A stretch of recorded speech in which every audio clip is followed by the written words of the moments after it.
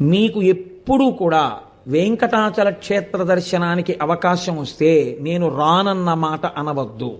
రానంటారేమో అన్న అనుమానం ఉంటే వెంకటాచలం రమ్మని అడగవద్దు. అలా వెంకటేశ్వర స్వామి వారికి రాత్రి దండలు ఒకలా వేస్తే తెల్లవారేటప్పటికి ఒకలా మారిపోయేవి. ఎవరు చేస్తున్నారని ఒక రోజున అనుమానం వచ్చి ఒక మహంత్ గుదిలో నక్కి పడుకున్నాడు చూద్దామని.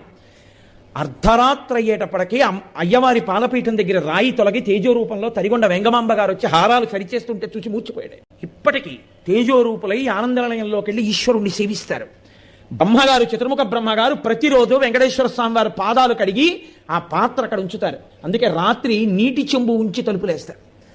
ఆ శేషాన్ని సుప్రభాతానికి వెళ్ళిన వాళ్ళకి దర్శనమిస్తారు. అంతటి మహానుభావుడు వెంకటరమణుడు. వెంకటరమణుడంటే వెంకటరమణుడే. ఒకరా ఇద్దరా, ఎంతమందితో అనుబంధం.